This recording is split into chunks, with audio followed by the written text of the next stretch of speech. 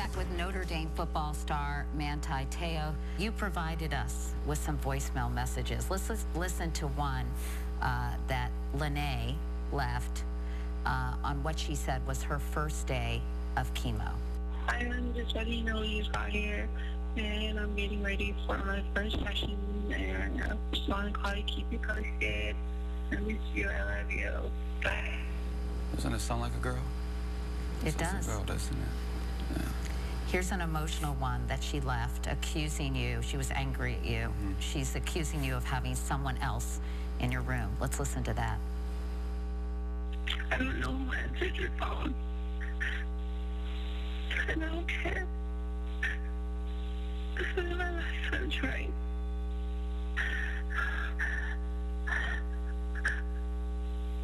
You really play what you want. Take care.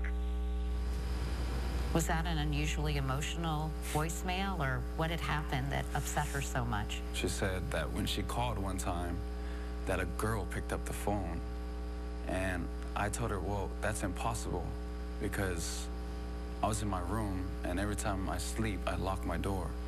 Finally, we have a message from the day she said she was released from the hospital, which was September 11th, 2012. Let's listen to that. Hey, babe, I'm just calling to say goodnight. I love you. I know that you're probably doing homework or you're with the boys or grubbing me. What a fatty. But I just want to say I love you and good night, and I'll be okay tonight. I'll do my best. Yeah, so get your rest, and I'll talk to you tomorrow. I love you so much, and sweet dreams.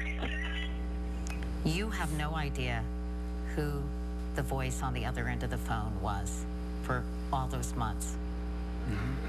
Do you think Renaya could have been playing the role of Lene? Do you think that might have been a man on the other end of the phone? Well, it didn't sound like a man.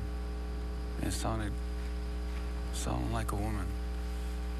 But if he somehow made that voice, that's incredible. That's incredible talent to do that, especially every single day. On September 12th, you found out your grandmother, with whom you were very, very close, had died. Hours later, someone who claims to be Lene's brother calls you. Correct. This is the day after she was released from the hospital. What did he say? He was crying and kept screaming, and he just said, she's gone. And I said, who's gone? It can't be Lene. Lene just got home. He said, Lala's gone, which was their nickname for Lene. Did you say, how could this happen? She seemed fine in the voicemail she left me the day before? They just said, you know, she started to breathe hard, she started to shake, and started to sweat, and they took her, drove her in an ambulance, and at 10:47 California time, she passed away, they said. Then on December 6th, Lene suddenly reappears. Yeah. What were you told? So I answered the phone, and I thought it was her sister. So I started talking, and she said, I have to tell you something.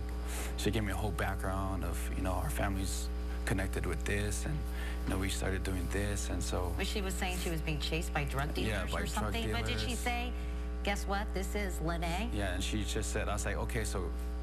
Whoa, back up.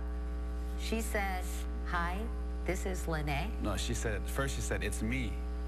And, you know, I played dumb. I was like, I know it's you. Her sister's name was Uy. I said, I know it's you, Uy. What? She's like, no, it's me, Manti, it's me. And I said, okay, Uy, stop joking around. I know it's you. She said, no, Manti, it's Lene. When she said it's Lene, hello? Yeah. What did you do? There was a long, silent pause. And, yeah, I was angry, just to say the least. But you knew something was up at that point. Yes. Finally, you knew something was up. Yes. 2 days after that, at the Heisman Trophy ceremony, you were interviewed, and you repeated the story that your girlfriend had in fact died of cancer. Let's listen. I mean, I don't like cancer at all. You know, cancer, I lost both my grandparents and my girlfriend to cancer. That's a lie. Why would you say that? At that time, I didn't know. Let's be honest with you. Like, I did not know. Come on, this person calls, And then says she's it's saying- Lene. and then she I says told it's you I Leah. had died, and Yeah. I mean, you knew you kept telling, you stuck to the script, and you knew that something was amiss, Manti. Correct. Why? Well, if anybody put yourself in my situation, Katie, put yourself in my situation. My whole world told me that she died on September 12th. Everybody knew that. This girl who I committed myself to died on September 12th. Now I get a phone call on December 6th saying that she's alive, and then I'm gonna be put on national TV 2 days later, and they ask me about the same question. You know, what would you do? I think on December 6th or 7th, I would have gone to my coaches or gone to someone and said, this situation is so messed up. I have been, I think, the victim of a cruel prank. This person is changing her story. They're messing with me. It's not holding up. This is not right. We got to get to the bottom of this now. That's what I would have done. Yeah, I didn't do that. But that's why I think, Manti, people are looking at this story and thinking that you helped perpetuate this story of hardship and pain, which I think was, as you said earlier, legitimate. But this story was working for you. You were being considered for the Heisman Trophy. I mean, it was a huge, huge deal. Yeah. So did you say, this is my story and I'm sticking to it?